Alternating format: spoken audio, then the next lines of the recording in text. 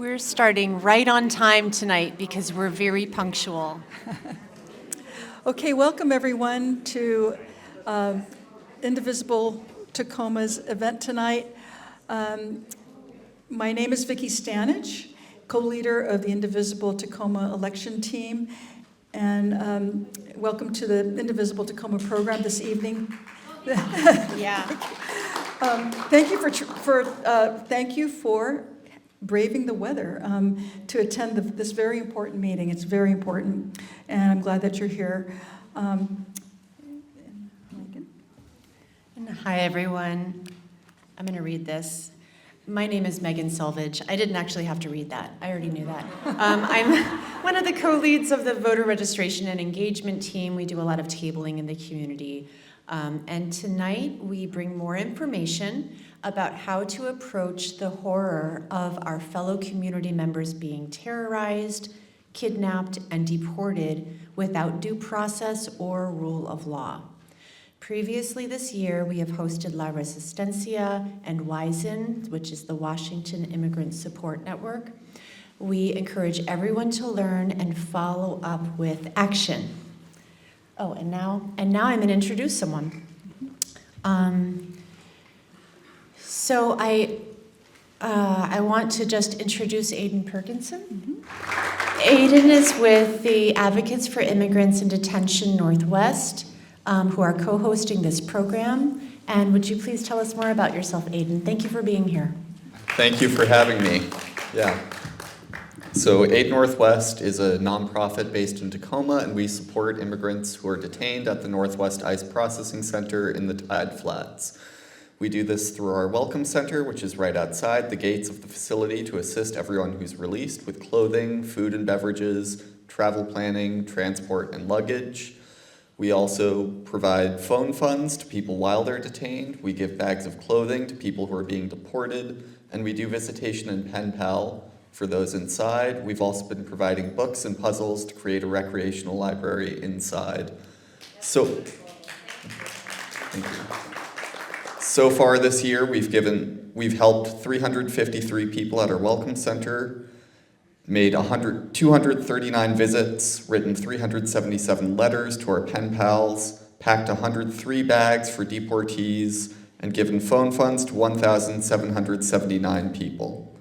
All of this would not be possible without the support of individual donors and community members. If you're interested in supporting AID Northwest, you can make a donation at our website, AIDNW.org. About $22 a month is what it takes for us to give someone phone funds. So thank you again for having me. I wanted to add that AID Northwest is co-hosting this event, and so we're very thankful that they're helping with this event. Now we're going to introduce Barb for the Indigenous Lands Acknowledgement. Barb Church. Thank you. My name's Barb Church, and my Indigenous name is Shwaiya from the Stalo Nation. We acknowledge that we are on the stolen land of the Puyallup Nation, who has lived here since time immemorial. We acknowledge that the Puyallup and other Native nations have been targets of invasion, occupation, and displacement, leading to centuries of trauma. We acknowledge the sovereign rights of the Puyallup and other Native nations, and we stand in solidarity with their efforts to have these rights honored as part of their work to end generations of trauma. We acknowledge that in this moment of an increased display of anti-Native sentiment, racism directed toward Black, Brown, and immigrant communities, it is imperative that we find common ground to strengthen coalition necessary for the protection of culture, treaty rights, and ultimately for the protection of our lives. Thank you. I would like to express our deepest appreciation to the following people who have made this program possible. Dave Hackett has generously funded the rent for each of these monthly meetings at the Tacoma Unitarian Universalist Church. Dave, are you here? Dave is awesome. Oh, there he is. Dave, would you like to say something? Or just wave. We're just going to wave at Dave. Thank you, Dave. It's really been a game changer to have this space every month, and we appreciate you. And volunteers, just a huge thank you to all of the volunteers who have contributed to make this program a success. Oh, so I just want to introduce Terry. Terry Spencer, come on over, Terry. And he's going to talk about the matching fundraiser. And we like your sweater. So I'm a little tall for this. So yesterday, a few of us were privileged to go up to Seattle, and we listened to Governor Tim Walz of Minnesota speak. And yeah, it was really cool. And he said something that stuck with me, that was that there's something really powerful about being in a room full of people who are willing to stand up for democracy. And I feel that when I come to these IT meetings, these monthly meetings, and I'm in a room with a bunch of people, many of whom are my friends now, who do wonderful work standing up for democracy. And here I am in front of all of you, standing up for our IT values, democracy, the environment, and especially tonight when we're standing up for justice, and in particular, justice for immigrants, due process, the things that we all stand for. So it's really, this is a cool organization, and it's really fun to see what we all do. But it doesn't come cheap. There's some expenses that we have. And so a group of the steering committee and leadership team members got together and they put together a matching fund. And for a period of time now, if you make a donation through any of the means that I'll mention here in a moment, it will be matched by that fund. So it's a kind of a special time to contribute. So you can do it with a QR code. There are some in the back.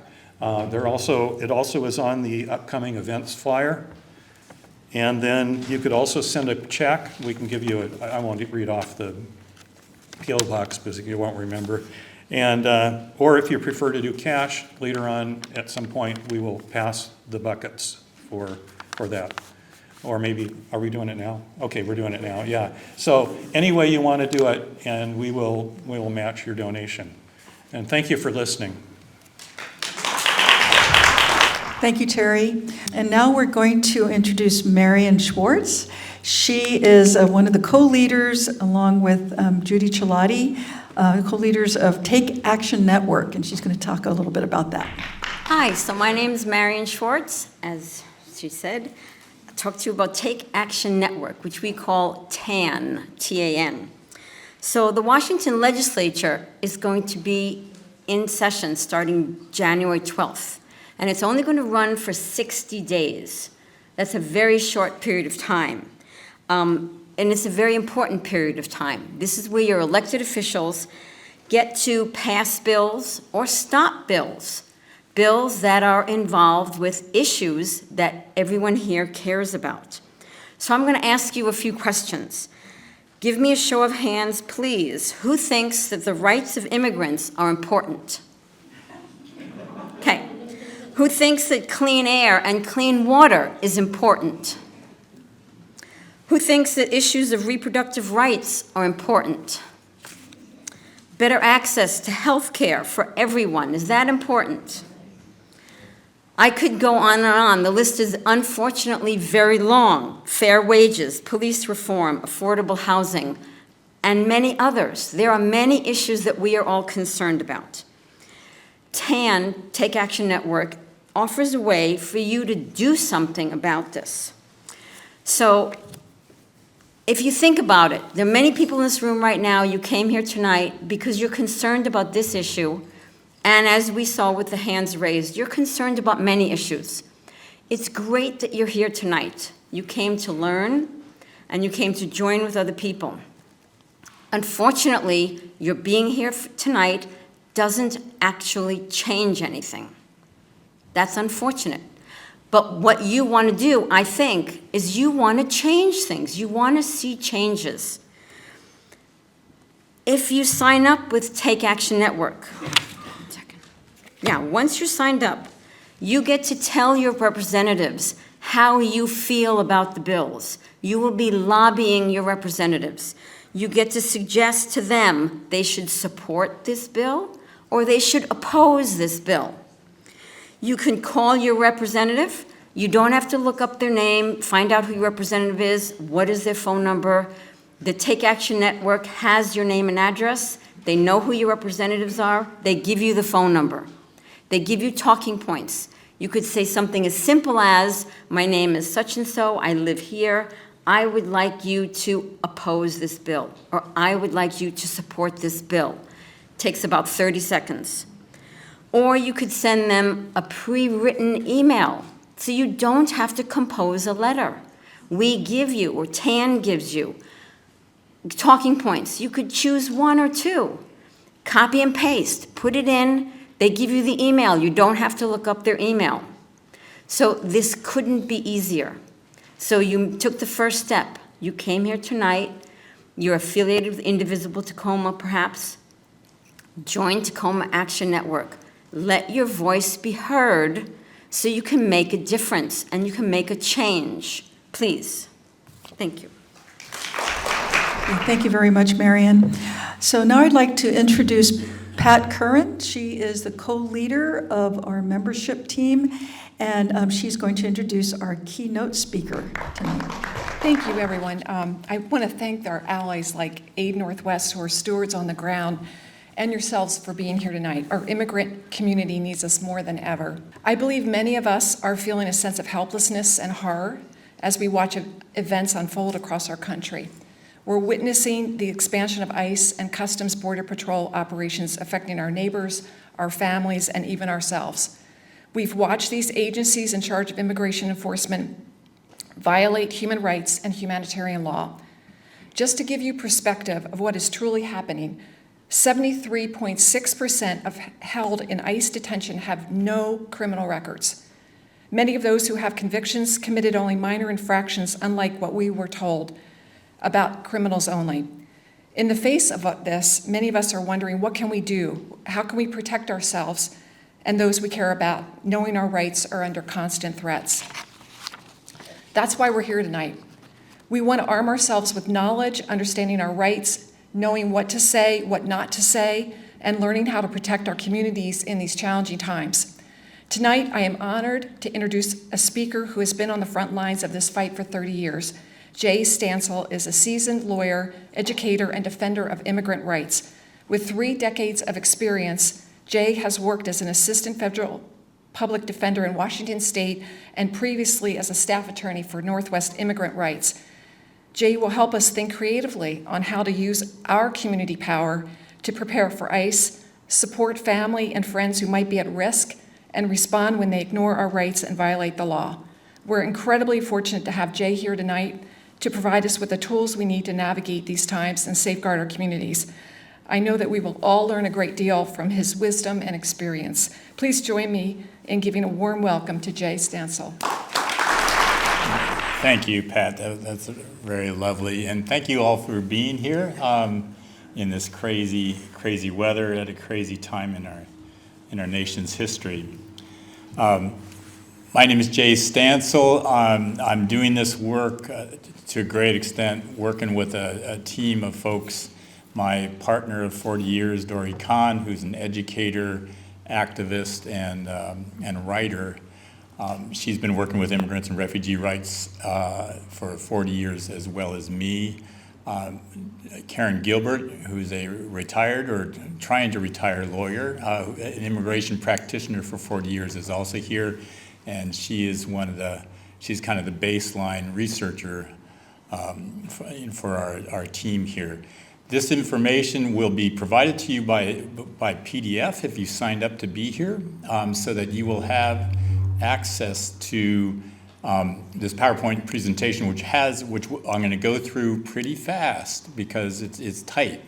But it's throughout. We have hyperlinks throughout so that you can click on information and find the source documentation for what we're talking about. My presentation is not intended to be legal advice to a collective. It's a community education event. If you have a particular a legal question, we need to have a one-on-one conversation about that confidentially, separate from this. But you have my contact information both to do that, but also hopefully that this presentation will trigger in your mind another space in your life that you can gather people like this together, and we can do presentations like this again, because we need to keep growing this knowledge and this movement. We're going to cover a lot of things tonight. Our goals, who's at risk, invoking our constitutional rights, which is the traditional Know Your Rights presentation, raids and searches, claim your space, and we're moving into community power, which is something that we've really been developing in this presentation, that we have the power to stand up to unlawful behavior in this country. Video recording, traffic stops, building and creating community power, which I hope is a central thing that you take from this. And talking about citizen risk, which is happening, coming to the forefront. The specific training goals are first to personally and as a community to explore how to build a nonviolent resistance to mass deportation, a mass movement across the country and in our region. How to respond to particular ICE actions that we see, that we witness, and how to anticipate, really important, how to anticipate ICE actions in your community. So not just to stand back and react, but to step forward and show our power.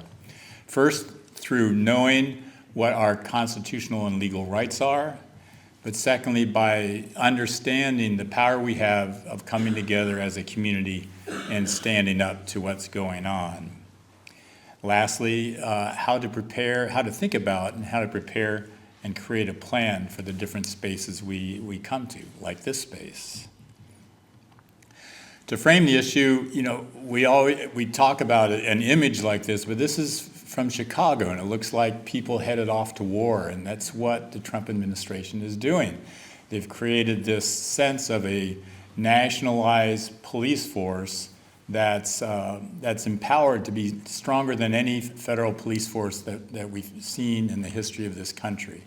And it's intimidating and depressing to get up every day to see it. But that's the whole point, is to make us intimidated and depressed and to sit back and to take it and to be silent. Instead, we want to stand up as a community, because when we have community, we have the power to resist and to stop it. In the context of immigration law, what most people don't understand, including at-risk immigrants, is that it only takes one answer to one question to put you into that mass deportation pipeline. Where are you from?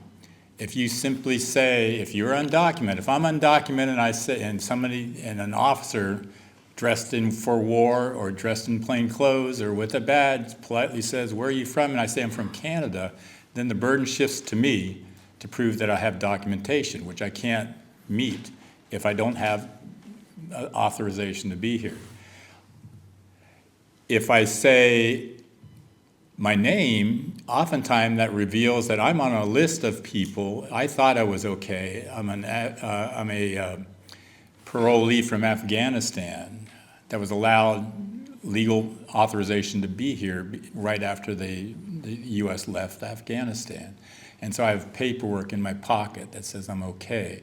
But unbeknownst to me, the Trump administration has rescinded that, and I don't know. So giving my name gives them the ability to look me up on that list and say, thank you very much, you're going to go to the Tacoma Detention Center too. So those two questions, it's as simple as that, and they're trained to get you to answer those questions. The power of immigration is governed by law, but we know that they're ignoring the law. But it's limited by this statute in particular that says they can only arrest somebody if, first, there's reason to believe that that person's not a U.S. citizen, and secondly, if they think that not a U.S. citizen, they have reason to believe that non-U.S. citizen has no authorization to be here or has done something that makes them removable. And they can only arrest you if you're a flight risk on top of that. These things confine what ICE should be able to do, and I'll speak ICE as a way of shorthand of saying ICE, Border Patrol, Customs and Border Patrol, Homeland Security investigation. We know that they are violating this law over and over and over and over again.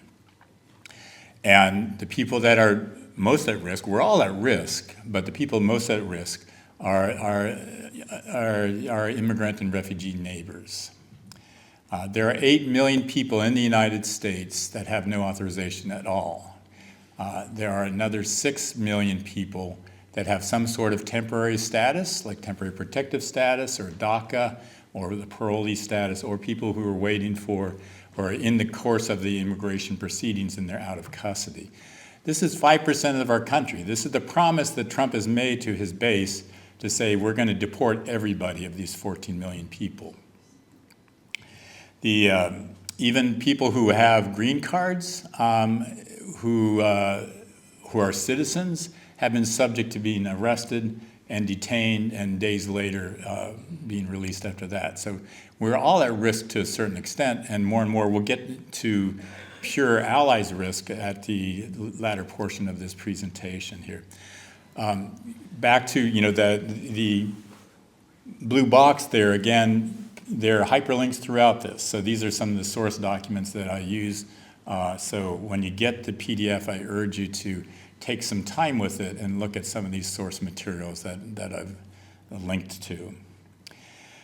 Limited rights in immigration court. Immigration, having an unlawful status, being an illegal alien, according in the language of the government, is not a crime, period. It's not a crime to have unlawful status. It's a civil offense, like not paying your taxes on time. And because of that, which is kind of preposterous, isn't it, that to get deported to El Salvador where you might get tortured or killed is simply a civil fine, like a traffic ticket. But because of this legal fiction, what we call it, you have none of the rights that you'd have if you had a shoplifting charge in municipal court in Tacoma. You don't have a right to a jury trial, you don't have the right to a judge, you don't have the right to the rules of evidence or a court-appointed counsel. That's especially important. You don't have the right to a defense attorney. You only have a immigration judge hearing, which for decades has always been kind of built to deny, and more under the Trump administration, we're experiencing the pressure to move cases, deny cases. And so we begin to resist this by knowing what our constitutional rights are. They are applicable to all of us, all human beings, all persons in the United States. And it's the Bill of Rights going all the way back to 1791. You have the right to silence under the Fifth Amendment, the right not to answer questions, and the right to be free from unconstitutional searches and seizures under the Fourth Amendment, unless you give that up. And you give up your right to silence if you talk, and that's the key. They want you to talk. They want you to answer questions. You give up the right to be free from searches if you allow them to enter your house or enter your space or open up your backpack or whatever. Or even if you act like you did, or even if you act in a way that in a trial down the road in the immigration judge hearing, they'll say, well, he cracked open the door, so I thought I was invited in. So one of the things that I do in these presentations is I suggest that you give ICE a yellow card. My yellow cards are out there in front. There are a lot of them. Y'all should take as many as you want and reach out to me if you want more. Give ICE a yellow card. On the back it says, I don't want to talk to you. You cannot search me. Call my lawyer. Here's his name. Okay? 1, 2, 3. Simple as that. So what does call my lawyer? Here's his name. What's that implicate, right? So I have thousands of these out in the world right now. And so this is not this weird marketing device to build up my practice in Seattle with 100 people employed. I don't take cases anymore. I don't take paid work for clients anymore. I'm happy to provide pro bono consultation and referrals to people that are actively practicing, but this is I don't take money for legal work anymore. But what I do is I guarantee that if you have my card and you're facing ICE and they give me a call, I say, yeah, that's my client. So those 6,000 people out there are my client for that claim. Thank you. Many attorneys I know think this is kind of nuts, but this is the time, right? I mean, if there isn't a time to do this, this is the time. So that's the deal with the yellow cards, and I just ordered another box today for somebody that I had presented to in Vancouver some weeks ago. It's there, and the idea is it's a terrifying experience to be at risk and to face up to somebody, whether they're in plain clothes but unidentified, or whether they're masked up and unidentified, or they're dressed for war like the people in Chicago, to say, I'm not answering your questions. So hopefully this gives people that extra boost of courage. And we also know from long experience working with law enforcement that if they know an attorney's involved at some level, it dials things down a little bit. So those are the two things. How does ICE get the answers to the questions? Well, that's the big question. Well, first, it's with racial profiling. This has been a tradition going back to the 1880s in the Chinese exclusion cases. But it's dialed up. It's official government policy now, which is unique. I don't think it's ever happened in my lifetime that from the top down, arrest brown people, check in with them later. Tricks and lies. Dory's smiling. Do you think that's wrong? Well, Japanese internment, for example, that Well, was very top down. that was not my lifetime, though. True. Yeah. Okay. So my coach, thank you. But it's true. I mean, and that's what we need to hearken back to, is like those shameful experiences in American history, and to think that we're right in the middle of one right now, and a lot of people don't understand it. The other thing is ICE has, for decades, has been allowed by the courts to use tricks and ruses, lies, right to your face, to get you to answer their questions. Intimidation, terror, and violence. This is the big thing with the Trump administration. They publicly post stuff on the social media all the time. Look at this outrageous, horrible thing that we did, and then they just label the people that got victimized as the worst of the worst, and then that's over. So immigration ruses, we don't have a lot of time tonight, but I just want to point out the Yellow Box has a really cool article that describes the different ways that they lie to get people to cooperate with them and to turn it into a deportation defendant. And so some of them are up here. We believe that your son was the victim of identity theft. Can you come outside here and talk to us? And the family goes outside and gets kidnapped, and they put into the pipeline. So there are a lot of these, but there's a new level of ruses and tricks. Staging traffic accidents in front of your house to get you to come out to inspect the damage. Walk into an elementary school and saying, we've got permission from the guardians to do a welfare check on the kids here. Let us in. They didn't talk to the guardians. They just went and arrested the kids and took them back to their home, their apartments and their extended family, and arrested everybody. People disguised as construction workers, people disguised as Amazon delivery drivers, people disguised as utility workers or the cable guy. This is all happening all the time. And has there ever been a time in my life when I did not open the door and say, how can I help you? Now is the time that I can't do that anymore. I need to know who is on the other side. And especially if I wasn't a white male, I'd have that concern. Okay, it gets a little complicated. That might be too hard to read, but I was silent and I still got arrested. This is happening every day now. People have the good sense that say, I take the fifth, we're arresting you anyway. Well, that's an illegal arrest because you don't know anything about that brown-skinned man other than he's a brown-skinned worker, right? And so it's an illegal arrest, but I'm arrested anyway. Why don't I don't have papers, so why don't I just cooperate? Well, there's always a choice to say, I'm going to be silent or not. But if you talk, you certainly, if you're undocumented, you certainly are going to get into the deportation pipeline. It's going to accelerate the process of getting removed to wherever you're from. If you don't talk, there's a chance you're going to walk away. So it's a automatic removal, or there's a chance you'll see it, get to go back to your family.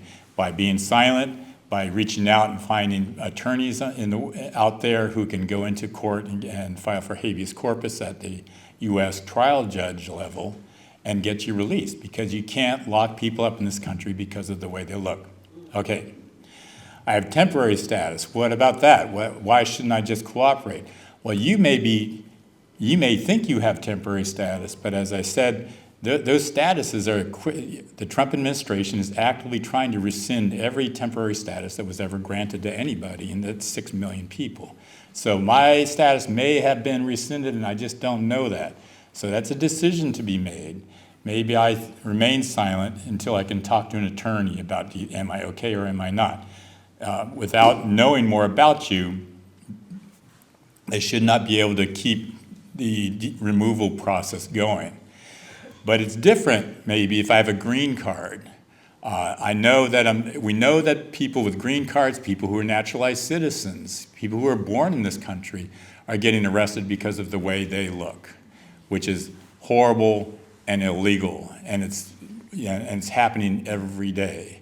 So if I've got a green card, maybe I carry a copy of my green card, because I think my green card might get just disappeared and I'd have to spend a couple $100 to get a new one. But I want to have the ability, perhaps, to stay out of custody while I have to prove that. And it's all kind of figuring things out a little bit. If you have kids you got to pick up at school tomorrow, you need to just take that into consideration. If I'm a U.S. citizen, if I'm a white male U.S. citizen that is really have no risk, I certainly can stand in solidarity with everybody. With my colleagues by just not answering questions and just not contributing to this process. But if I'm a naturalized citizen, I may have I may have some doubts about that, because I may not want to risk the process and the toil of being initially detained for 2 or 3 days before attorney gets me out of custody. A quick question? Do you have this presentation in Spanish? We have a form of this presentation in Spanish, yes. So for at-risk communities, it's hard to gather them in a space like this because it feels dangerous, and it probably is dangerous. So what we've done recently was to do a Zoom that's advertised so people can Zoom in and get at the presentation in Spanish. Raids and searches, you may have heard about this. Who has had a Know Your Rights presentation before? Anybody? Okay. A lot of, the formal Know Your Rights stuff will talk about judicial warrants. Judicial warrant has at the top of it a U.S. District Court judge. At the bottom, the number 2 area, there's a signature by a magistrate judge or a district court judge.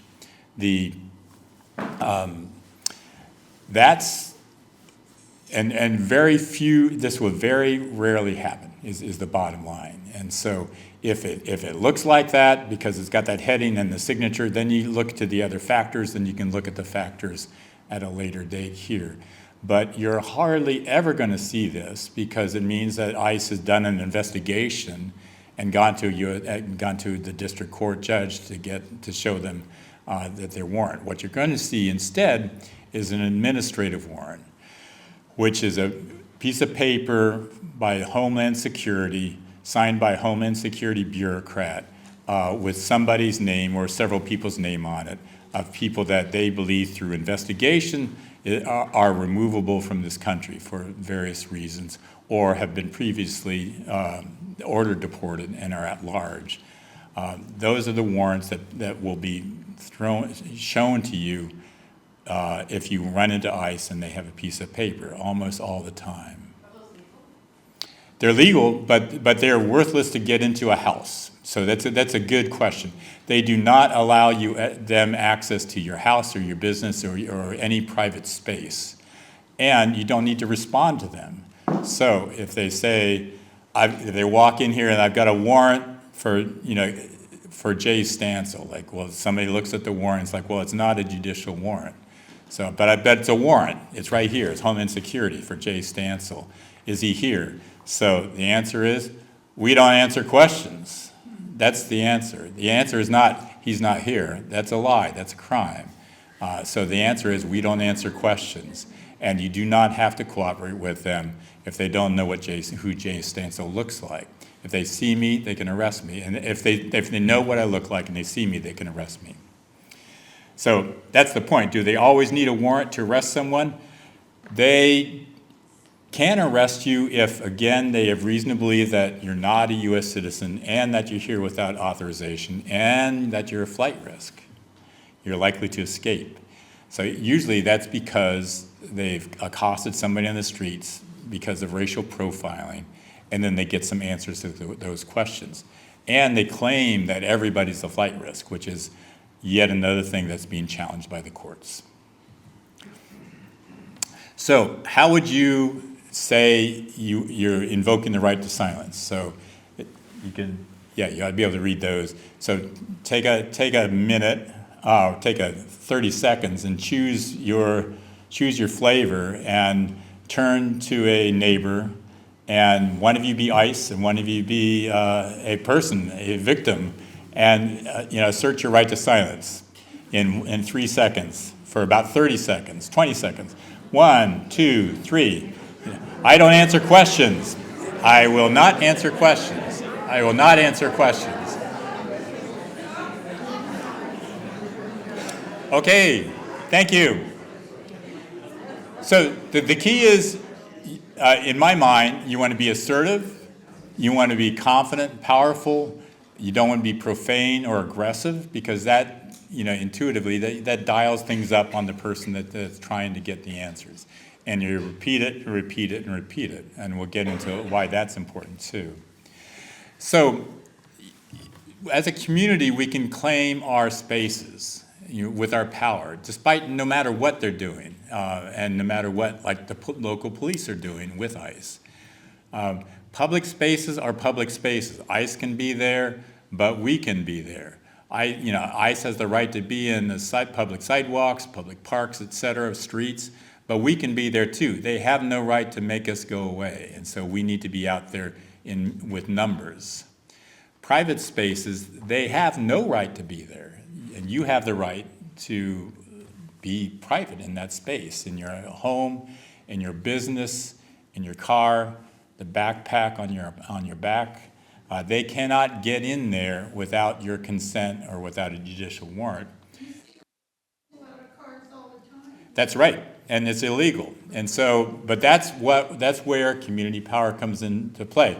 I am not saying they're about, they are trying to arrest 3,000 people a day. I don't think they've ever got there, and they're arresting maybe 1,000 people a day, and I suspect they're illegally arresting upwards of 900 people a day. So we'll get to community power, but that's what we need to have in mind. We cannot sit there and say, it's our right, oh, you violated my rights, or you violated my neighbor's rights. What are we going to do? We're going to give up. We're not going to give up, and that's because we have a community that believes in freedom. Okay, so you control your spaces. Areas that, like a restaurant, or a library, or a business, or a clinic where people can walk in, like this space. They can walk in the door. It's not locked. There's no guard there. They can walk in. They can come into this space, and we can say, you don't belong here. You need to leave, because we have the right to tell people to go away. We can control our spaces with signage. We all can put up we do not allow ICE to come into this business, and you can do that. We do not serve ICE at this restaurant or this coffee shop. Yes, quickly? So the administrative warrant from Homeland Security, they can't use it to get into a private space, which suggests to me that they can how someone uses it to get into a governmental or public space. If you could clarify, if it's like a public schools, libraries, those are public or governmental, Well, you know, if they walk into a school, and they use them, is what I'm asking. they can use them if they are allowed to be in a space, say this controllable space. If nobody tells them to leave, like to here, if they walk in and they know who Jay Stansell is, they have my picture and they see me and they walk in here and nobody's telling them, you are disrupting what we're doing, you need to leave. They can use that warrant and arrest me. But you always have the right to tell them to go away. And I would say this, it's rare that they have a piece of paper with a name on it and that's what they're doing. What they have is a piece of paper with somebody's name on it and it's giving them they think it's a free ticket to walk around in this whole crowd and ask everybody the questions like, where are you from, where are you from, where are you from? If nobody does anything, to send them away. We can control the spaces by saying, you walked in here, and you don't have the right to be here because we are telling you now you're disrupting what we're doing. We're a school and we're teaching children and you are disrupting, you're freaking people out. That's not okay. It's not okay to be at my restaurant. It's not okay to be at my clinic or my library or anything. So we have that power. Signage is pretty obvious, and there's lots of options for signs all over the internet. You can check it out, and if you have the right to exclude somebody from your coffee shop because they don't have shoes on, you certainly have the right to exclude them because they're dressed to wage war on your neighbors. Yes? Okay, so now this one here says, unless they have a valid judicial warrant. That's right. What if we don't want that? Well, we just don't want them no matter what. Well, you have to let them in if they have a judicial warrant. Yeah, or they'll break down your door. But they don't have one. Yeah, they will break down. In fact, so if they're waving a piece of paper outside your door and they just say, open the door, open the door, open the door, I think I would bet that piece of paper is not a judicial warrant because your door would already be on its hinges. They're not going to wait 30 seconds or 5 minutes for you to open your door if they have a judicial warrant. They'll break your door down. So it's rare for a judicial warrant to happen. But this is the proper thing. Schools, the same. How do you refuse entry into your spaces? So we're going to practice again. Another 30 seconds of practice. Turn to your neighbor. If you were the invoker before, you can be the ICE agent this time. And practice this, including like the more complex practices. You are disrupting what we're doing here. You need to leave. I want you to leave now. Okay, 1, 2, 3, go.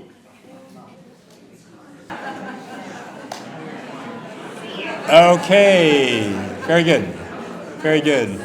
Yeah, we have a question, quick. So you're talking about not opening the door and you're talking to them either through the window or through the closed door, correct? Yes. Because the minute you open the door just to look at what it is, they're going to barge in. They will try to barge in. I mean, there's things that you can do. You can crack it open, but you're giving them a yellow card, right? This is all about the yellow card on top of everything else. You can't come in. I'm not answering questions. Here's my lawyer. The yellow card just needs a little bitty crack with your foot on the other side. Maybe they try to throw the shoulder to it. Who knows? They probably will bust in. But we'll get to what we want to do, though, is we'll want to be memorializing what is actually going on, and we'll get to that in a second. Be assertive, be confident, don't be aggressive, and repeat and repeat and repeat, because we're going to be documenting with videos, just like Wayne prepped me for here. Okay, we document any encounter with ICE, especially the encounter at your door where you just cracked open. You're putting the card through the crack, and they throw the shoulder to the door and push their way in, and you have your other family members or video recording what's going on. You say, you cannot come in here. We didn't let you in. Enlist bystanders by all means. Do not be the sole person video recording while a bunch of people are like, oh my gosh, that's really scary. Get them to get their phones out of their pocket and do what you're doing. So they have 10 different video recordings of this.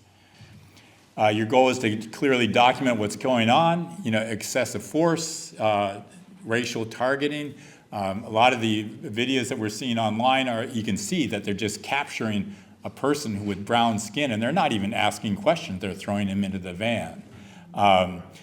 Request for attorney, maybe you capture them showing a yellow card. What is that yellow card? We know what the yellow card is eventually. So your goal is also to discourage ICE from doing this more, right? If some poor soul is getting arrested, you're a little late to help them much other than documenting that they are not being brutalized when it happens. But you are there with community, and your community is spreading out, and some people are video recording. Other people are walking up and down the block saying, ICE is here, and blowing your whistles, right? So we'll talk about that. It's another aspect of community power. That's how we deal with illegal arrests. It's complicated to solve that one trauma that you've seen. It's not complicated about protecting your community that's surrounding this trauma. And if you have 6 goons that are arresting one person, but then they got to leave that neighborhood for the rest of the day, you've saved families from experiencing the same thing. Videos can be used in immigration court if it's an extreme example of abuse, especially used in federal court litigation, like in Los Angeles, where there was the judge found after 2 days of hearings, or days of hearings from the government and from the community, that there was a mountain of evidence that what ICE was doing was illegal over and over and over again. And what was that evidence? Probably mostly videos from y'all, okay? Think about the Black Lives Matter movement. Like, where would that be without cell phone videos?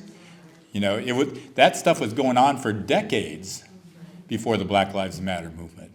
But it was just the cell phone that gave the power to the community. Do not obstruct agents, because they'll charge you with a crime. And we'll get to talking about that in a little bit. Give them space. If they demand, stand back. Well, stand back, because your video is still good. And you are talking about, you're narrating it. You're narrating everybody saying, we're not answering questions in this space. We're telling you to leave in this space. You imagine them walking in, and everybody's got that on video because they can't say, I wasn't sure, I wasn't sure, I thought it was welcome, right?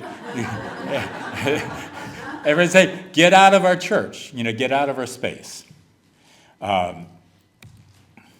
Video recording considerations, the Electronic Frontier Foundation. So there's the links up here are both to an ACLU article about this is your First Amendment right to do this, no matter what they say about being on this in that public space, in your space, or in spaces that are your space, like your home, you're allowed to video record too, no matter what they say. But they'll try to take your phone away. So you need to be hip to that. You need to give them space so that they can't grab it. You need to have 10 phones out instead of your phone so that there's not just one targeted person. And by all means, disable your facial recognition and your biometric, your thumbprint opening of your phone. Because if it's illegally grabbed, they can force you to put your fingerprint on it or your face on it to open it up to see what's in your phone. But they can't force you to give your passcode because it's a speech thing. It's your Fifth Amendment right to not say things to these people. Safety in numbers. They may retaliate against you and grab your phone. They have accused people of assault by video recording, but it's just where we're at right now. And we need to find the space. We need to find the spaces where we as individuals can say, I know I know what I'm doing is lawful. I'm just going to keep standing up. Yes. Is it legal to use facial recognition, or is it just that it's so easy to use the facial recognition? To force you to open your phone if they have your phone, it's legal to do that. To have you, if you have a biometric opening with your face, yes. That's the problem.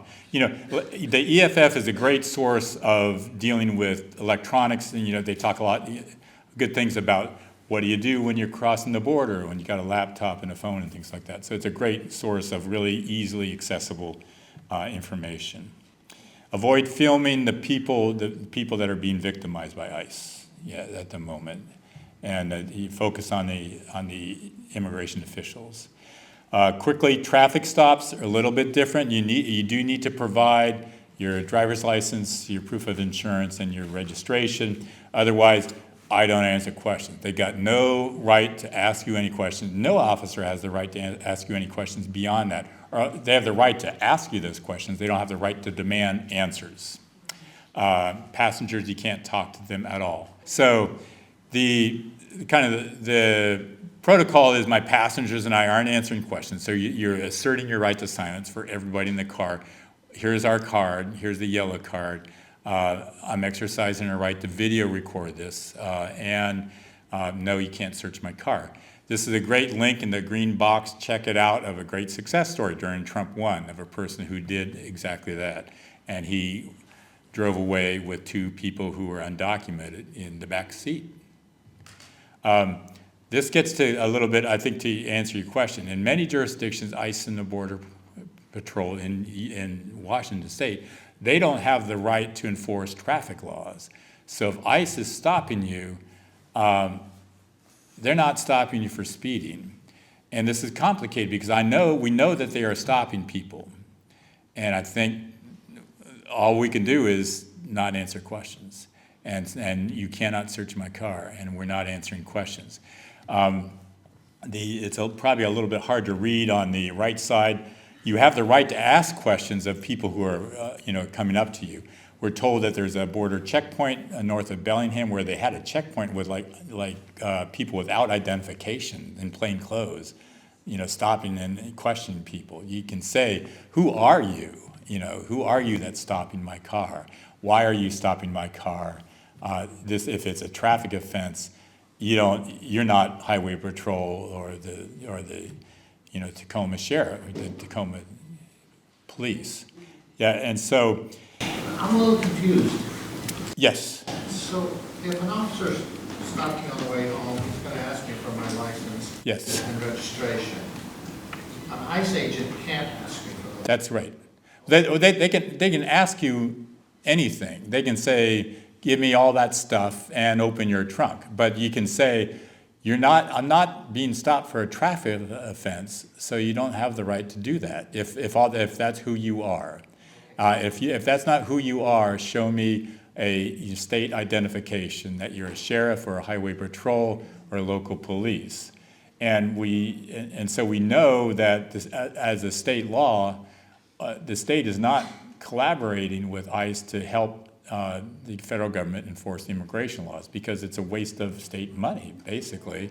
And so because of that, we also know that they are not going to take traffic tickets written by the Border Patrol. It's a ruse. It's one of their lies. Yes? I thought that we were at one point told that if they pulled you over or came to your door or something like that, you could literally call the police. Well, that's a good point, but some people, as has been pointed out, for people of color, that's a kind of an edgy thing to do because they don't trust the police either. But yes, if you have a clear understanding that your police are standing firmly by the community as they should, by all means call the police. And this is a rabbit hole, so I won't go down it long, but if you call the police, they're not going to arrest the ICE official, but they're going to glom things up, aren't they? They're going to say, well, this person called because you're not showing ID and you're banging on their door and you won't leave. It feels like looks like a kidnapping, right? And we're going to talk more about that in a minute. Quick question in the back? Yeah, we have a sheriff here in Pierce County that just loves ICE and administration, even though he's ruled by the council who funds them, that he can't use county money for federal law. If you have local police officers dealing with ICE in a collaborative way, you need to go to the Attorney General's office and get them to sue your sheriff. I mean, because that's dead on violation of state law. Okay. Car stops advisory, something good to look at again, another link. Simply put, never open your door unless there's shown a judicial warrant. And the first thing is take a deep breath, right? Stay calm, get centered, take a deep breath, calmly alert everybody around you. If you're in a space like this, or if you're in a school or business, have an ahead of time agreed protocol for this is how we're going to alert everybody that something's happening. And tell them right away, we are video recording this. Not just me, but everybody here. 12 of us here, and the other 12 that are here are going up and down the neighborhood with their First Amendment rights, telling everybody in the neighborhood what's going on so people can make their own decisions to keep their doors shut. Or if you're in a restaurant, to go into the back where it's employees only. We will not answer any questions. We're not going to sign any papers. You do not have my consent to be here. Here's our attorney's card. Here's the yellow card for this guy. You may have seen this before. If you're on the street, am I free to leave? Because if you're not free to leave, you're under arrest. And if you haven't said anything yet, they know they've got a problem to describe why you're under arrest. And so you need to push this. They will try to keep you engaged, even though they know they can't keep you engaged. They will ask many, many questions. They can ask you to stand on your head. They can't demand that you stand on your head. Follow up with the community. Yeah, it's great that Wyson has been here. Call their hotline, both to see if they can get a rapid response team there to that incident that's taking place, but also to add to their database so that they understand how people are getting arrested and under what circumstances. Other numbers there, the ACLU of Washington and Northwest Immigrant Rights Project. This is a question that that we need to investigate more. Is like it'd be great to have a statewide portal like California just initiated where everybody can keep reporting to one central location. Okay, short breakout. We're doing okay with time, but I just wanted you to take 5 minutes with the people around you and think about what would you do if I'm looking at and I say, wait a second, hold off, ICE is in the door. And so what would you do? So take about 3 or 4 minutes, and then we'll just jump back into the rest of the presentation. Talk to each other.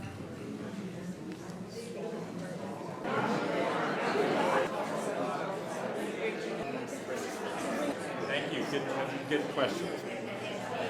Okay, we're going to jump on board. This is a lot to talk about, and what we've done in a more expansive presentation, if you guys want someday, if you want the director's cut of this process, you can schedule another one. We have a 2-hour thing, and we at times have surprised people with an ICE presence that shows up in the middle of a stew like this and see how everybody does. It's funny that despite my words and my slides, a lot of people keep their phone in their pocket for quite some time before they think, oh, I remember that now. And this is why we got to have that muscle memory of the words that I'm going to say when this happens, because it's not going to happen in a predictable space. But we want to show power and look at some of these videos, like the guy in New York. It's a way of looking at it like, well, he wasn't perfect, but he accomplished it. And you can see even this guy who was experienced and trained was very imperfect about what he did. You can do this. We can do this because we need to. Okay, these are other scenarios. This is your homework. Look at these scenarios after you get the PDF. There are a lot of them. But this is another way of just imagining. There you go. Okay. So, community power. I love this quote, so I'm going to read it to y'all. What will you do to imagine and launch and sustain the massive campaign of nonviolent civil disobedience and non-cooperation that history informs us is now required for all of the issues that you guys care about? Look to your hearts and find the abiding strength that dwells there. Look to the sky and the magnificent beauty that surrounds us still. Look to those who stand proudly at your shoulders. Look to your ancestors and claim your future. We are the people. Now is the time. This is the moment. This is what we got to do, y'all. we know that it's illegal behavior, and we know it's happening routinely, all the time. And so what do you do about that? We can't just sit home. And so not that this is the issue that I care a lot about and that we're spending our time on, but this is really one of the only spaces where a law enforcement, federal paid law enforcement agency is invading our communities in an illegal way. And climate change and all these other issues that are really important, and corporate governance and all these things. But this is a space that they're just abusing us and our neighbors. And if they can abuse our neighbors, they're going to start abusing us too. You all know that. Okay, organized, direct. So these are some of the community power thoughts and avenues, spaces that you can work at. And so it's a suggestion to keep up your work, but to imagine these other areas. Day laborers, the Home Depot corners.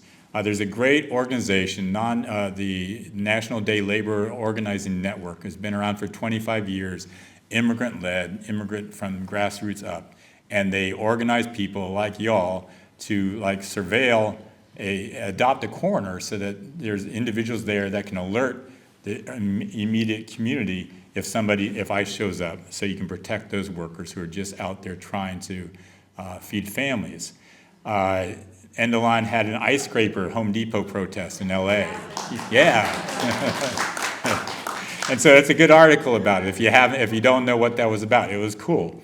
And End of Line is starting an initiative to adopt a school, because the schools need a protocol, right? But what about the community around the schools? If ICE can sit 2 blocks away and pick up the parents once they pick up their kids, it's still not a good thing for that school. But the school can't control the community. The community can control its own spaces. Organize and educate employers, a big thing for me. At the end of this slide deck, I'm not going to go through it, but there are 3 slides that succinctly tell you how employers can respect their employees and not get in any trouble with anybody about dealing with ICE. Employers are getting bullied, and they're letting ICE in, and they're capturing their employees illegally. They should know they have their rights. They can refuse entry without a warrant. Most ICE-based work raids are all about bullying, just like they bullied Columbia University. If it's 9/9 audit, the employer has every right to be totally transparent to what's going on to their employees. I gave off the paperwork of everybody's Social Security cards. Y'all need to know that. Do what you want to do. You don't need to tell them what to do. You can tell them what's going on. There's a great new act proposed by the Attorney General saying that employees have to do what I just said, okay? Which would be a great thing to get that. So, be proud to be in Washington. That's right. But these links in the green box are great, guides for employers, but guides for activists to get out into the small employers to say, look, you don't need to let them in. Okay. Yeah. Yeah, so, just remind you, you'll get this PDF, or if you don't get it, ask me and I'll get it to you. Help with your, be part of that community resource for your schools. They're supposed to have already a safety plan intact, a protocol to follow within the school that includes no surveillance by ICE, sitting in the parking lot or anything like that. So, but we've traveled around the state and done a lot of Zooms around the state with teachers, and a lot of schools don't have these yet. So if you got kids in school, you want to know, do you have a protocol yet? But can neighborhood community members contribute to that plan? Monitoring the surrounding streets. Like, why not? Why not have like a 1-mile buffer zone around our schools that's not enforceable by the cops, but it's enforceable by us, because if we see ICE there, we got a whistle going, and we've told the contact at the school that ICE is 2 blocks away. That's your First Amendment right to do that. Engaging with the parent-teacher association, assisting with family safety plans. I touch on that in another slide here. helping to monitor school drop-off and pickup and recess. You know, these folks don't have a lot of staff at these schools because everybody's underpaid and overworked, right? We can help with that. End-of-Line's starting an adopt-a-school program. So, you know, they're just awesome. We were with them this past weekend. Here's a family safety plan. Family safety plans are for at-risk communities. Like, what's going to happen if the father or mother or the sister that's you know, raising the kids doesn't come home?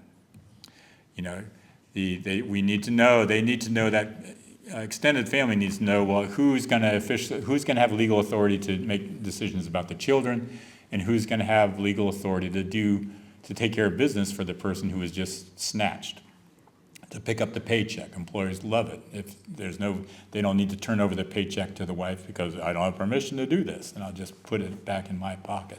So all of these things, very simple stuff to do, but it's a very underdeveloped area of activism in our communities. Advocate for protective state laws and prosecutions. This is a really interesting thing. LA just passed 2 days ago. Yeah, no mask for law enforcement. It's not no mask for ICE, it's no mask for law enforcement, because that's the way it should be. We do not want to live in a community with a police state with the disguised cops, just like Russia, you know. And so advocate for, or like the Klan, yeah.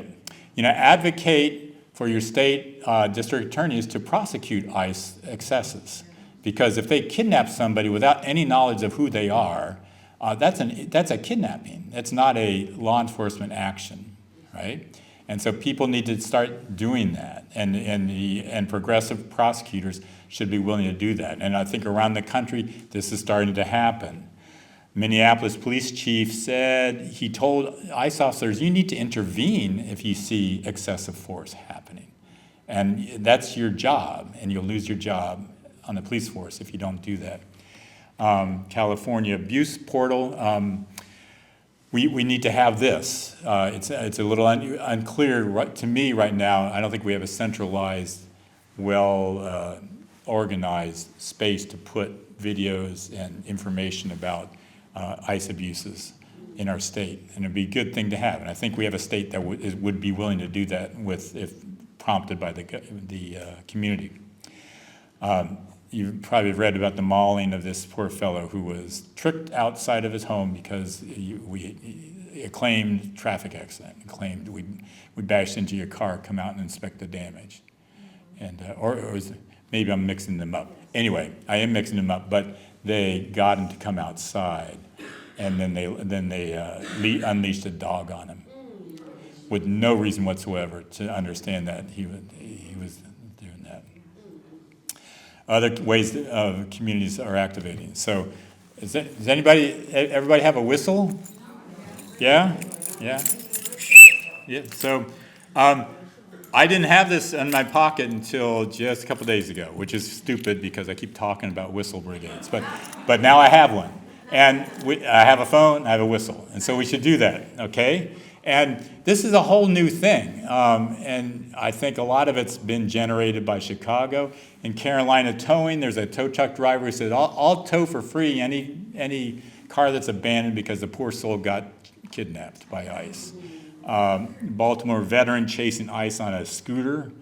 Whistle brigades, child care workers coordinating family safety plans. This is all creative community power. It isn't sitting around. We all need to keep our elected officials on the dime, and our sheriffs, obeying public safety and all these things.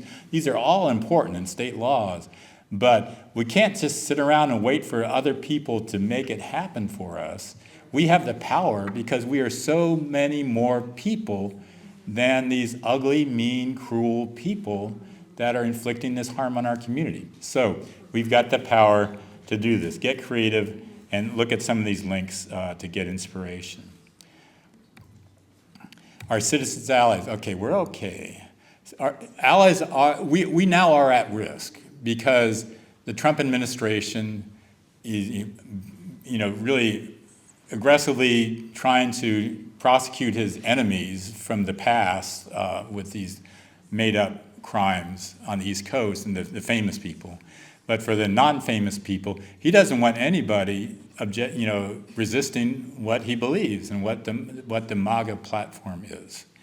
And he is trying to, through these national security presidential memo, not only saying Antifa is this domestic terrorist organization, which is nonsense because it's not an organization and there's no such thing as a domestic terrorist organization under the law, but other attributes of Antifa supposedly are things like, disagreeing with his opinion about a big laundry list of the MAGA platform. And so everything, y'all are part of that memo because you're here. And so, give yourself a hand that we are. And, the bottom line is that's what we kind of got to do. We got to say, I know it's lawful. I know I love the Constitution. I love my country. And if they're going to knock on my door and come up with a bogus crime and charge me with it, that'll be a just different form of my activism. And not everybody can take that position, but I can take that position. And so they are reaching out and trying to charge people with crimes for resisting ICE in particular, but also in a number of other areas. This is a great article about the surge in prosecutions for assault of federal officers in federal court. But there are, I don't know whether I have the link to it, but in LA, there's like 100 assault charges, and they've not won any of them because it's all a bunch of lies or a bunch of, silliness. Okay, so illegal arrest with no charge. This has been happening a lot, and there ought to be legal recourse, and that's a complicated question, but many people are trying to think about that. But by all means, document an illegal arrest and a release 3 days later of a U.S. citizen. Frivolous legal theories, such as the legal theory that video recording an ICE agent is a crime of violence against that poor, masked, body-armored, dressed-for-war guy, right? And so, yeah, they're very sane, and women, yeah, and it's a bullshit thing, but that doesn't mean they're not going to do it, but it means that we need to just own it and say, well, if that's the case, let's have a jury hear this silliness. And we have, I won't go too deep on this, but what we need to understand is that regardless of the shadow doc and all this stuff coming out of the Supreme Court and all that worry about the court, the federal trial courts in this country are rocking it. Every day. And like thousands of cases, they're rocking it. And the Supreme Court hears 80 cases a year. So don't worry about the Supreme Court. Think about it and care about it. But think about your power to be in a progressive community, having a really great tradition on the bench in Eastern Washington and Western Washington. They're all great judges. I was a federal defender for 19 years, and I was really proud of that. Okay, frivolous legal theories. Okay, lies and made-up evidence. L.A. arrests and the Guardians, they're losing all these cases. They can't get grand juries to indict on a felony, so then they'll have a misdemeanor charge and a big deal 3-day trial, and they'll lose that too, because it's a lot of nonsense, mostly. Exaggerated evidence, de minimis charges. The sandwich guy. Everybody know the sandwich guy? Okay, it's here for the sandwich guy too. Yeah. But he dented the bulletproof vest. That's right. No, the testimony was it was a bulletproof vest. You're right. And the testimony was he threw it and it exploded in my vest. I could smell the onions and the mustard.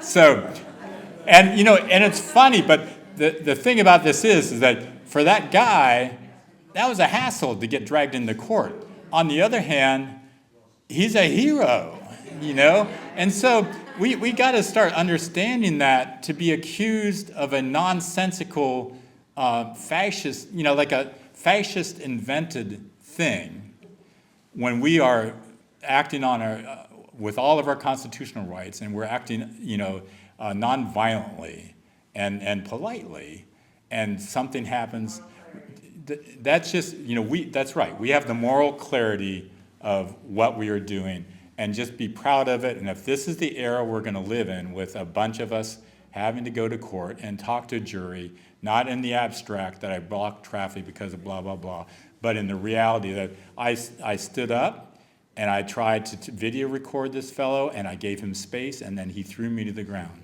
And he got, this one officer scuffed the back of her hand. That was almost tried to be a felony, but it wasn't a felony. And then it was a misdemeanor, and then it was an acquittal after a trial of her little scuffed hand. Okay, overcharging real obstructions. There's a thing going on in Spokane of people that actually were in front of a vehicle, and that's you know, that's logically an attempt to impede, and so that's a choice, and it's a moral choice too. And so there are things like that going on. There wasn't any violence in that episode, but there are people that are settling that case as we stand here today.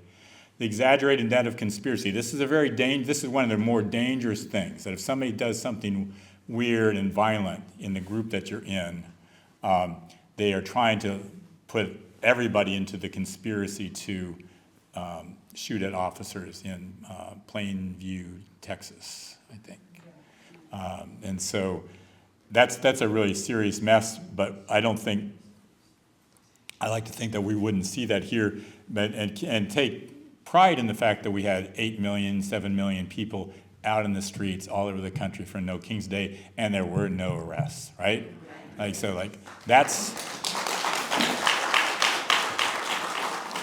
okay. And citizen risk, you have the federal defender. The courts are very generous in eastern and western Washington to acknowledge that a federal court case is really expensive, and so they don't, to qualify for a public defender, you don't need to be poor. You don't need to be a farm worker or something. You can just qualify because you're retired, you're a working person, you're not a wealthy person. If you're a wealthy person, you need to hire your own attorney. If you're not, you and me and the rest of us can get a federal public defender or somebody who's related to the defender if it's a conflict, if there are too many of us that have been arrested in this group of 60 of us. If we all get arrested, we'll have our own different attorneys. They'll be great. I trust my liberty to the federal public defender as I stand here, okay? Protect yourself from prosecution. The key is absolute adherence to nonviolence. It should go without saying, but it maybe doesn't. And just keeping your cool, because we're all angry, and you never know how angry one might be seeing some of this stuff that happens. So just keep that in mind. You don't have to be nonviolent in your speech, but I recommend that you do, because you don't want to exacerbate the situation. You don't want to give them an excuse.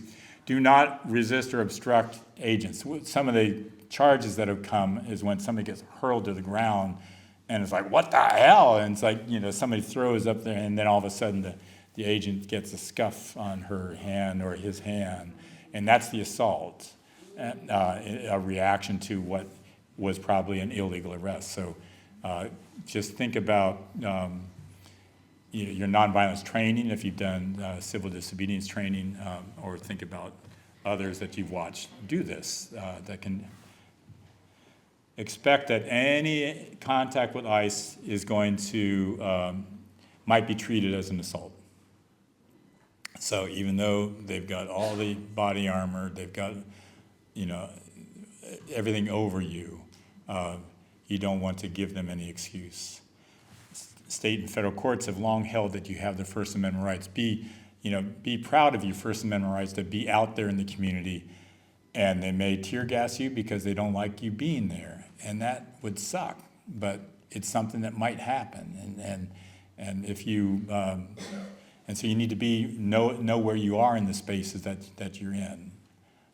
If you have like respiratory problems or something like that, but just know. 95 masks work against tear gas. Is that right? Yep. That's good to know. I didn't know that. Yeah. Okay. Use your community power. I mean, if there's one person video recording, you know, that's no power. But if there are 10 of you and there are other people moving around, warning the community what's going on, other people organizing, other people in other spaces, that's where we have the power. You give them, you know, we all say, not just at-risk people, but they say, "What are you doing here?" I don't answer questions. The sandwich guy said when he got chased down, he said, "Aha! I wanted you to chase me down so you weren't around that other space." And so he confessed to his effort, right? So I don't answer questions. We don't answer questions if we get questioned by law enforcement in this situation. You can't search me, call my attorney. You all have my yellow card. And we don't ask questions. I'm the most curious person in the world about somebody's origins and where they came from and how they got here. I don't do that anymore because many crimes that can be charged require first proof that I knew or was recklessly disregarding the illegal status of the person that I was taken to the grocery store or buying groceries for or giving a hand. So we don't ask questions. We shouldn't be digging in like we want to normally. Excellent videos for you to look at later. There are 5 different scenarios in the Brooklyn Defender video. They're all great, and they're animated, so you can watch them in Spanish or English or I think Tagalog and Mandarin maybe, and so a number of different versions. It's all the same, so they're really good. There's a great one about video, coming across an ICE encounter and video recording it. I'm almost there, but then I'll have to take your question. And then the video at the bottom, anybody seen the Portland painters video? Okay, yeah, it's a really good video of a real life thing that happened during Trump 1. And the guy was great, had great instincts on video recording it. It gives you a sense of how brave he was and what a good job he did. Questions and answers were there, but I had a hand up there first before I get to you. So I'll repeat the question. So, the question is like, well, if Jay's concerned about answering questions when you're helping people, should we be concerned about it? Again, if the administration had his way and had a large enough army of prosecutors to arrest and prosecute us all, they'd figure out something to prosecute this whole room.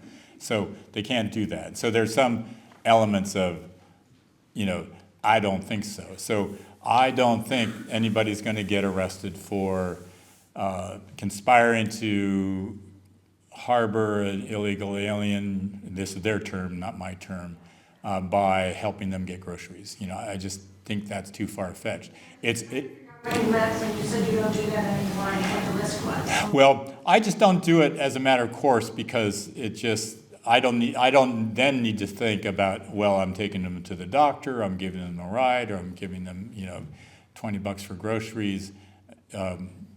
Dory, do you have a comment on that? It might also just help protect people from feeling comfortable about talking about it themselves. That's true. Yeah, and come up here and say it. I just thought that it gets people who may be at risk comfortable in talking about their status, and people should not be talking about their status very much. So you don't want to encourage people. Just kind of a habit to break. Yeah. Right, exactly. No, You don't know what you don't know, you can't do that. That's right. That's right. I was in Pasco with a room full of people, and everybody was telling me their stories. So that's a great example, and I hadn't thought of that. It's like we all need to kind of not be in that space anymore because it just protects us all. Yes? Two questions that kind of go together, but when you don't ask questions about them, but whenever you run into these agents, you can also always ask them name and badge number. Yes. Right. And then also, for an example, like in Portland, the protesters were standing on the public sidewalk and the ICE agents were on the federal property. They came out to the public sidewalk and attacked those people. Yes.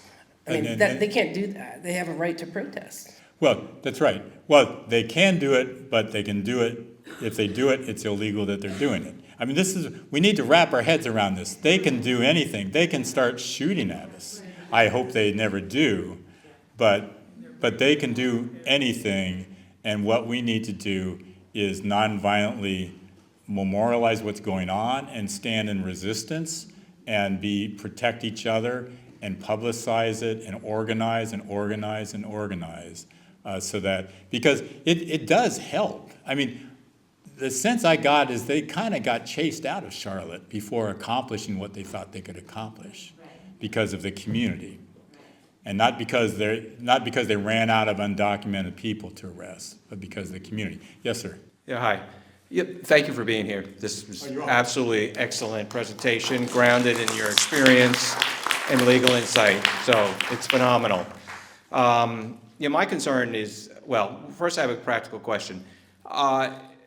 Does personal injuries have any role, personal injury lawyers have any role in righting all these sort of vicious, egregious wrongs? Yeah, that's a great question, and it's got a complicated solution that's built around the concept of what's called the Federal Tort Claims Act, and so that there is a way to charge people for crimes, but it's cumbersome. It takes a long time, and then the award that you get for like getting smashed to the ground and put in jail for 4 days becomes kind of small, and so it's hard to get attorneys to take a case because it's not like an auto accident where somebody's really injured.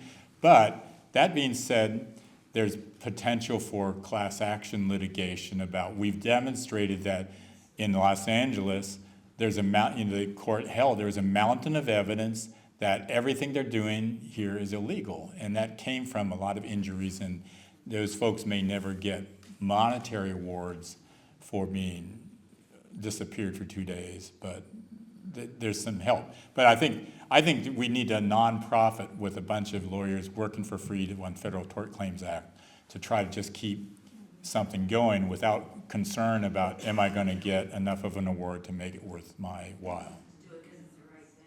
Yeah. But, everybody's got, people are running a business, so they have, it's hard. And this isn't necessarily a question, it's more an observation. This is my second Know Your Rights themed event that I've been to today. Well, how do we do? And excellent. Okay. And both were good.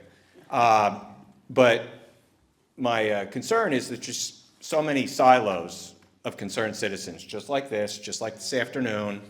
And my question is, well, one, do you see hospitals and schools and other sort of service institutions sort of collaborating? Is there any sort of network that can put together, social workers, teachers, health advocates? Yeah, well, for one, we've worked with the Washington Education Association throughout the last 7 months, or actually going back even to just last December. And so the teachers union has been active. They really engaged with us deeply. We had 12 or 14 different presentations there. They also then kind of organically know they need to get out into their community, and so I think that's one of the spaces to go. But the series of slides that I kind of popped through there is a way of trying to get people to think outside of their silos and to say, okay, we're a community, but I know there's a school there, and so I know there are teachers there and educators that have their own school-related considerations for this, but we have our community way of considering it, and to try to make those connections and to try to keep broadening, to have, I'm sorry, we're going over time here, but I think that's a great point, like to try to broaden the connections so that every presentation here plants a seed for more presentations and more people understanding this and bringing it into their own spaces. Yes? Quick question. Donald Trump has immunity, but the rest of his administration doesn't have immunity. I mean, should there be pressure at this point saying, you're doing all of these illegal things and you're going to pay for it eventually? Yeah, well, I think that's true. But right now we don't have a Congress that's able to do that. But like the simple fact that we might have a Democratic House could mean the Democratic House would have all sorts of investigations into this nonsense and put it in neon lights to the rest of the community out there that's not paying attention.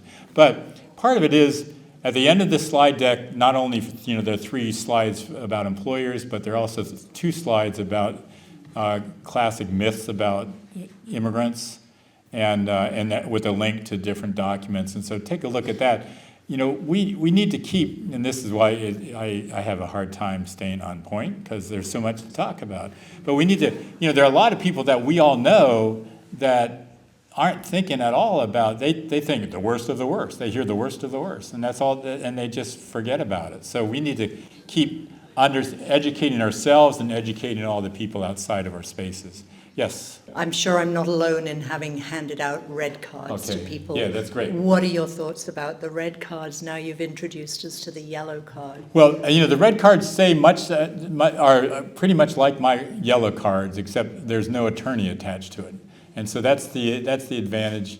That's the extra thing that a yellow card has. It says the same thing on the back of it as the red card says on the back of it. I don't want to talk to you. You can't search me. I want to talk to an attorney. But the yellow card has the attorney's name on it. So we've been recommending that people hold them up to the window, show them to people, still continue to do that. Yeah. Okay. A lot of videos showing up that people are, with them knocking on the door, but people instinctively knowing that I'm not going to open my door. But I think it would be useful to have an attorney's card to say, call this guy. So you said you talked to WEA, and so I'm wondering if there is any consistent protection for students in school. I know kids are scared. I mean, I've talked to teachers. So is there anything consistent that schools are doing, or is that going by like an individual school and principal? Yeah, well, it's yes and no. There's a Keep Washington Working Act has a mandate that school districts need protocols, and those protocols are oftentimes not all that useful because they're not school-specific protocols, because some schools are a building, some schools are a campus, and so this is a process. And so I would encourage you, if you have kids in school or if you are close to a school, inquiring about the administration. Do you all have a protocol? Do you think it's good enough? How can the community help you with that? But this is, we're building. I mean, all these things are building, which is a really good thing. I think everybody's organized and working at this, but it's a great foundation because they need to do it. And there is Attorney General guidelines on Keep Washington Working Act for schools, and there's an Office of the Superintendent of Public Instruction, OSPI, protocol or a guidance document. So those 2 guidance documents lays it out, and it's really, really strong. So we should be proud of that. Do you recommend printing your PDF and going to my granddaughter's school and handing it to the principal and saying? Yeah. Okay, that's what I'll do. I'll put all our Yeah, in the PTSA, yes. Okay, well, so. And you can also ask them to do a public records request if they don't answer. Yeah, and y'all can always reach out to me. Give me a room full of people and you build it and they will come, kind of. Hi, my name is Aisha. I was originally born in Ethiopia, and I didn't get my citizenship, so I am a green card holder. Okay. It lapsed, but Tacoma Community House helped me, and it's pending the application. So I feel like I am in jeopardy of being imported or deported. Okay. Yeah, Aisha, It does thank Just the card. It expired. Yeah, not your Yeah. status. Karen's right. Okay. I wanted that. I wanted to give her the good news, Karen. You're okay. Thank you. Well, you know, and Aisha, first I want to say thank you for being here. Thank you for coming to this country. So, I just like, what on earth did these people want to try to make this country like what? Yeah. Okay. So the answer is, if you have a green card and it expires, it means nothing about your status. It just means something about your card. It's like if you have a passport and it expires, it doesn't mean you're not a citizen anymore. It just means you need to pay some money to get a new document that memorializes your status. So your status is as a legal, lawful permanent resident. But of course, you shouldn't leave the country until you get that. And I think for all non-citizens, even with green cards, I think you want to carefully be engaged with a lawyer if you do leave the country, no matter what kind of wonderful person you appear to be, right? Because things are weird. And I need a haircut because the guy who cuts my hair is stuck in Mexico right now. So let's hear, I mean, like, my heart goes out to Alfonso. I want to be able to tell him that we got good karma coming from Tacoma. Thank you. Yeah. Okay, I think, but I'm here if you want to come up to me individually.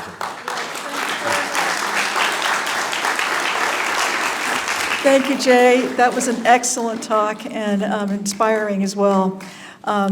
We can take a lot of actions. I would just like to mention that Julie Andrzejewski, co-chair of Indivisible, has an announcement to make. So for the last month, we have had a friend of many of us here who has been picked up and is in detention at the Northwest Detention Center. And we are raising money to help get attorney's fees for him. He does have a lawyer, but they don't have the money yet to do everything that's needed. And his family, he's been here for 30 years. He has 3 children and 3 grandchildren. And so if you have any money that you could donate for him tonight, I'm not going to say his name, that money will go to good use. So just contact me if you have, if you would like to contribute. Thank you. Thank you for coming.